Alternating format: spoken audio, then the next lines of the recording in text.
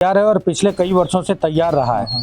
One विभाग के जो वनकर्मी होते हैं, फायर वॉचर्स जो होते हैं, जरूरी उपकरण जो जरूरी जो सामान जो उनके पास होने चाहिए थे, अभी तक नहीं दिखते हैं फील्ड में। का ध्यान नहीं रखा गया फॉरेस्ट डिपार्टमेंट के द्वारा और ना कहीं जो है ये उपकरण जो है देखने को मिले। क्या कहेंगे आप देखेंगे हमने इसको बचा लिया तो वो बहुत जल्दी इसका ग्रोथ होगा एवं उस एरिया में फायर इंसिडेंट्स कम होगा। सर, अब लास्ट में हमारे दर्शक आपसे जानना चाहेंगे, का ध्यान नहीं रखा गया फॉरेस्ट डिपार्टमेंट के द्वारा और ना कहीं जो है ये उपकरण जो है देखने को मिले। गर्मी का मौसम पीक पर आने लगा है और उत्तराखंड के जंगल धू धू करके जलने लगे हैं। ये इस साल ही नहीं, अभी तो पिछले अगर 10 साल की अगर तुलना करें तो लगातार हर वर्ष फॉरेस्ट फायर की घटनाएं हो रही है। करोड़ों की वन संपदा जल करके खाक हो रही है। साथ में जो वन्य जीव है उनके अस्तित्व पर भी खतरा मंडराने लगा है। ऐसे में अब उत्तराखंड सरकार सक्रिय हुई है। फॉरेस्ट महकमे को निर्देश दिए गए हर हाल में ग्राउंड जीरो पे जा करके वो कवायद देखें जिसके द्वारा जो है फायर को कंट्रोल किया जा रहा हो। और ऐसे में आज अपर यमुना वन प्रभाग में पहुंचे हैं प्रमुख वन संरक्षक R.K. मिश्रा जी, जो इन पूरी घटनाओं की जानकारी संबंधित आला अधिकारियों से लेंगे और जरूरी निर्देश संबंधित अधिकारियों को देंगे। मिश्रा साहब जी, जानना चाहेंगे, आप देहरादून से यहाँ पहुंचे हैं और सिर्फ फायर कंट्रोल को देखने के लिए और जो अब तक कार्रवाई हुई है उनको देखने के लिए, जैसा आपने बताया, क्या कुछ जानकारी है आपके पास? आपने सही कहा कि अभी उत्तराखंड में जो सबसे बड़ा प्रॉब्लम हो रहा है वो फॉरेस्ट फायर का है और एवरी ईयर फॉरेस्ट को हमने बचाने के लिए कोशिश करें, लेकिन इस साल कुछ क्लाइमेट चेंज हम कह सकते हैं या बारिश का कमी की वजह से विकराल हो रखा है। तो इसके लिए माननीय मुख्यमंत्री जी का डायरेक्ट निर्देश माननीय जो हमारा मुख्य सचिव महोदय है, प्रमुख सचिव महोदय है, उन्होंने पूरी वन विभाग को ये दायित्व दे रखे हैं कि फॉरेस्ट फायर को आपको कंट्रोल करना पड़ेगा। और एक अच्छी बात ये हुआ कि इस बार वन विभाग अकेला नहीं है, इसके साथ डिफरेंट डिपार्टमेंट्स भी इसके साथ जुड़े हुए हैं, जैसे SDRF है, NDRF भी है, स्थानीय एडमिनिस्ट्रेशन भी है और पुलिस भी है। एंड इसके साथ साथ हमारा फायर टेंडर्स भी इसमें हमको मुहैया किया जा रहा है, जहाँ पर वो उसका सेवा हमने ले सकते हैं। तो इस प्रकार की पूरी वन विभाग इसमें लगा हुआ है 24 आवर्स। कल जो मैंने, जैसे आपने कहा, मैं देहरादून से यहाँ पर पहुँचा तो ये एक अच्छी बात था कि केवल एक ही जगह पे मुझे फायर का बहुत छोटी सी इंसिडेंट दिखाई दिया, जो कि हमारा क्रूज जो हमारा मेंबर्स है उसको बुझा दिए। मेन बात यह है कि हमारे यहाँ इतना कम आग लगने का कारण क्या हो सकता है, जबकि दूसरी जगह पे थोड़ा ज़्यादा है। इसका स्ट्रेट अवे कारण ये है, और मैं बधाई देना चाहूँगा यहाँ स्थानीय जनमानस को, जिनका रखरखाव से, जिनका जुड़ाव से यहाँ पर जंगल में आग का जो लगना का जो घटना है बहुत कम है। ये सबको सीखना चाहिए, क्योंकि जनमानस का डायरेक्ट हेल्प से वन विभाग अकेला इसको नहीं कर सकता। लेकिन वन विभाग भी पूरा तैयार भी है जन सहयोग से। जैसे मैंने कहा कि स्थानीय लोगों को, आपकी बात को रोकना चाहूँगा। वन विभाग पूरा तैयार है और पिछले कई वर्षों से तैयार रहा है। वन विभाग के जो वनकर्मी होते हैं, फायर वॉचर्स जो होते हैं, जरूरी उपकरण जो जरूरी जो सामान जो उनके पास होने चाहिए थे, अभी तक नहीं दिखते हैं फील्ड में।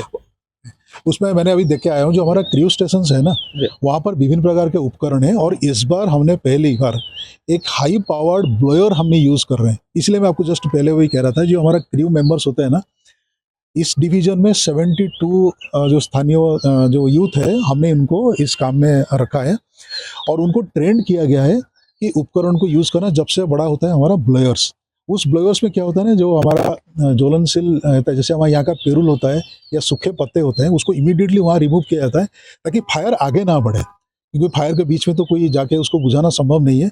इसके चारों तरफ से जो इन्फ्लेमेबल मटेरियल है उसको हटाना सबसे ज़रूरी है और ये मेन ट्रेनिंग का एक पार्ट होता है। दूसरा होता है कि आप कितने कम समय पे आपने वहाँ पहुँचे, क्योंकि हमारा ये पहाड़ इलाका है, तो गाड़ी में पहुँचना और नीचे जाना, ऊपर चढ़ना, कभी कभी खड़ी चढ़ान में भी आग लगता है। तो उस जगह पहुँचने के लिए जितने कम समय पहुँचे या उसके आसपास एरिया को इतने साफ करें, जिसको हमने एक प्रकार कहते हैं कि कंट्रोल वार्निंग टाइप का, ताकि वहाँ का आसपास का एरिया को हम जला दें ताकि फायर वहाँ पर ना पहुँचे, ताकि बहुत बड़े बड़े जंगल या रोड साइड में या गाँव का वो बचाया जा सके। तो इस प्रकार के इनका पूरा ट्रेनिंग हो रहा है सभी के पास। ट्रेनिंग हो रहा है या ट्रेनिंग हो चुकी है? कंटिन्यूअसली होता है ये, लेकिन ग्राउंड जीरो पर हाँ। जहां भी मैं स्वयं रिपोर्टिंग करने गया, इवन कि मैं पूरे गढ़वाल क्षेत्र में रिपोर्टिंग करके आ चुका हूं, जी। श्रीनगर से लेकर के और उत्तरकाशी तक। हाँ। लेकिन ग्राउंड जीरो पे कहीं भी अगर आप विजुअल्स को देखें, फोटोग्राफ्स को अगर देखें, वो प्रिंट मीडिया में देखें आप या इलेक्ट्रॉनिक मीडिया में, कहीं भी फाइव सेफ्टी मेजर्स का ध्यान नहीं रखा गया फॉरेस्ट डिपार्टमेंट के द्वारा, और ना कहीं जो है ये उपकरण जो है देखने को मिले। नहीं, क्या उसमें कहेंगे आप इस पर देखेंगे कि उन्होंने सब हेलमेट लगाते हैं, उनके पास ये जैसे फायर फास्ट एड का सामान भी होता है, और दूसरी बात ये होता है कि उनके लिए व्हीकल का व्यवस्था किया गया है, फायर टेंडर उनके साथ रहते हैं, और जहाँ तक मैंने ये कहा कि दे आर वेल ट्रेंड इस चीज़ को करने के लिए। और बीच बीच में जैसे फायर का एक फायर से दूसरे फायर में इंसिडेंट नहीं हुआ, मैं स्थानीय लोग बात कर रहा हूँ, तो उनको मॉक ड्रिल के द्वारा भी हमेशा जागरूक किया जाता है कि अगर ऐसा हो गया तो आप क्या करोगे। एवं हमारा जो डीएफओ होते हैं, जो डिवीजन का हेड होता है, उन्होंने हमेशा डीएम के संपर्क में रहते हैं।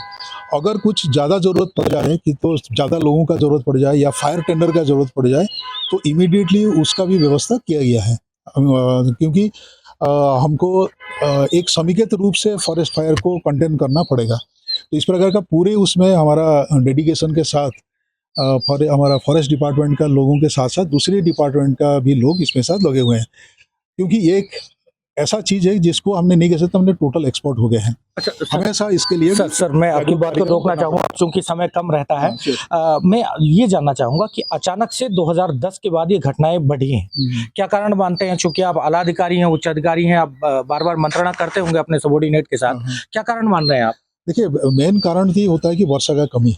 जैसे आगे रेगुलरली बारिश होता था, विंटर बारिश, इस बार देखिए हमने विंटर बारिश कितने कम हुआ है।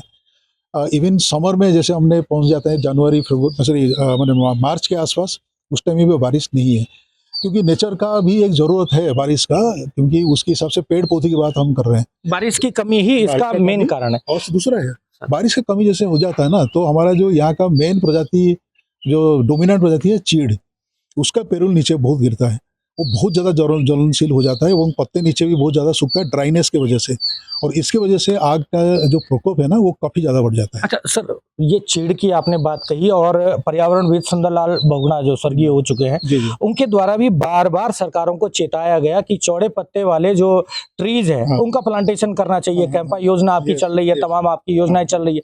उसके बाद भी 20 साल के अंतर्गत उत्तराखंड बने हुए 20 साल के बाद से अब तक हमने ये स्थिति देखी है कि चीड़ ही चीड़ सर्वव्यापी हो गया। वो चौड़े पत्ते वाला जो एक योजना थी, वो चौड़ा पत्ता कहीं नहीं दिख रहा। क्या कहेंगे आप? नहीं, चौड़े पत्ते भी हमारे यहाँ है, आप बिल्कुल सही कह रहे हैं। डिपार्टमेंट ने अभी चीड़ का प्लांटेशन पिछले 18 साल से बिल्कुल नहीं करा है। कोई भी नर्सरी में चीड़ का पेड़ नहीं है। उसके जगह पे हमने कन्वर्ट करते हैं, जैसे देवदार का है, जो हमने पाइन प्रजाति का पेड़ की हमने बात कर रहे हैं। चौड़ी पत्ती इंक्लूडिंग जैसे गांव लोगों के लिए चाहिए, चारा पत्ती के लिए, जानवर के लिए फलदार पौधे, उसको नर्सरी के माध्यम से प्लांटेशन का टाइम पे लगाने के लिए पूरी जोर है। कभी चीड़ नहीं लगाया जाता। चीड़ एक ऐसा प्लांट यहाँ पर है कि पहले से ही उसका विद्यमान है, हमने इसको तो पूरा नहीं हटा सकते, और उसका बीज गिर के भी उसका रीजनरेशन भी होता है। लेकिन हम चाहते हैं कि इसको जैसे ओक फॉरेस्ट में कन्वर्ट करना, ताकि वाटर रेजिम अच्छा रहे, फायर चिन कम हुए। दिक्कत यह है कि नेचर के अनुसार पौधा, छोटे पौधा को बड़ा होके एक अपना सर्विस देने का स्टेज पे पहुंचने के लिए बहुत समय लगता है। इमीडिएटली उसका आता नहीं है। 20 ईयर्स 15 ईयर्स एक छोटा पौधा को हमने नर्सरी में लगाया, फिर उसको लगाया और इस पे बड़ा होके कैनोपी दिया, चौड़ी पत्ती का मैं कह रहा हूँ, उसके लिए समय का ज़रूरत होता है।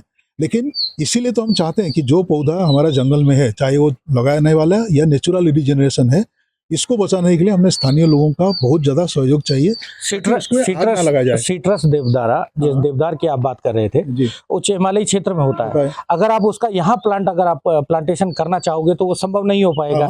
ऐसी स्थिति में इतने साल हो गए, कोई योजना जो ग्राउंड में दिखनी चाहिए थी वो नहीं दिखी। बिल्कुल नहीं, बिल्कुल सुनिए, आप जब सही कह रहे हैं, हर प्रजाति का एक ऑल्टीट्यूड होता है। मैंने चीड़ का बात इसलिए कहा कि चीड़ की जगह पे हमने चौड़ी पत्ती का यूज़ कर रहे हैं, एवं जहाँ पर चीड़ पहुँच गया है देवदार का इलाका में, वहाँ पर हमने देवदार से उसको रिप्लेस करना चाहेंगे, ठीक ना। एवं जहाँ पर नीचे है, जहाँ पर वाटर रेजिम अच्छा है, साइट स्पेसिफिक के अनुसार वहाँ विभिन्न प्रजाति का चौड़ी पत्ती लगाने के लिए हमारा वन विभाग इसमें काम करता है। जैसे आपने कहा कामटा में भी होता है, एवं स्टेट सेक्टर से भी होता है। तो लेकिन मैंने फिर घूम फिर के वहीं पर बात आऊँगा कि ये एक धरोहर है जो कि ये सभी का है। अगर हमने इसको बचा लिया तो वो बहुत जल्दी इसका ग्रोथ होगा एवं उस एरिया में फायर इंसिडेंट्स कम होगा। सर अब लास्ट में हमारे दर्शक आपसे जानना चाहेंगे, इस घटना से सबक तो फॉरेस्ट डिपार्टमेंट ने लिया होगा, क्योंकि करोड़ों की संपदा, लाखों की नहीं करोड़ों की संपदा जलकर खाक हो गई है।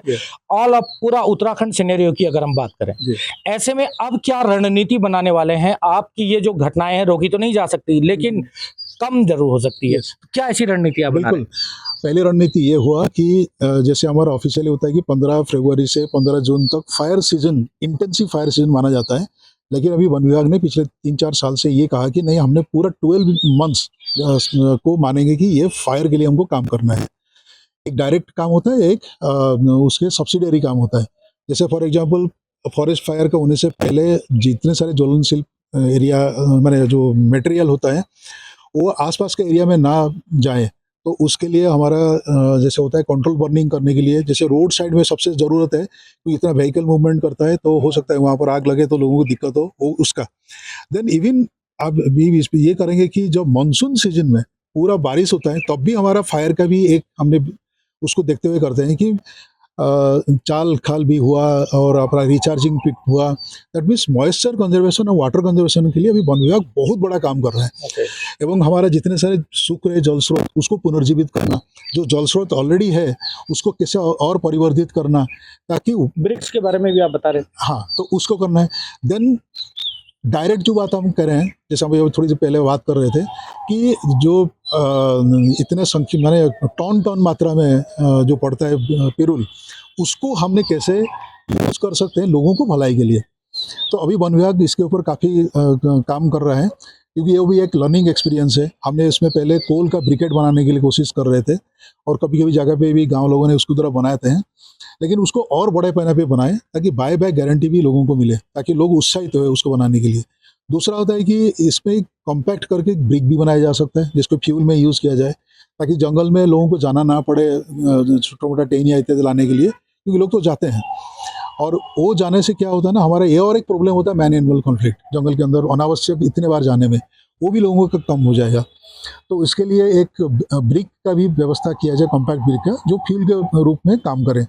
एवं तीसरा भी अभी हमारा ये हो रहा है कि इससे विद्युत उत्पादन भी किया जाए थ्रू ए बॉयलर। तो इसमें बड़े बड़े यूनिट भी यहाँ पर आने के लिए इच्छुक है। तो उसमें क्या होगा ना, स्थानीय लोगों को भी एक रोजगार मिलेगा कि पिरुल को इकट्ठा करके उनको देंगे, तो ताकि उसको भी एक यूज़ किया जा सके विद्युत उत्पादन करने के लिए। थैंक यू मिश्रा साहब। तो ये थे मिस्टर R.K. मिश्रा, जो प्रमुख वन संरक्षक हैं फॉरेस्ट डिपार्टमेंट के।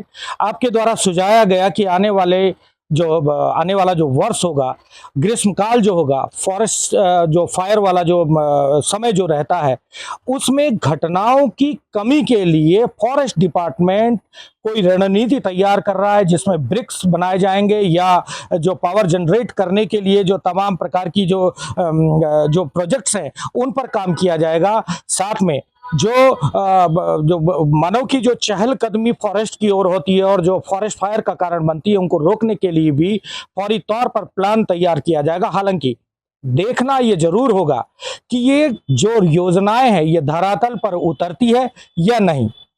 ओंकार बहुगुणा, उत्तरकाशी।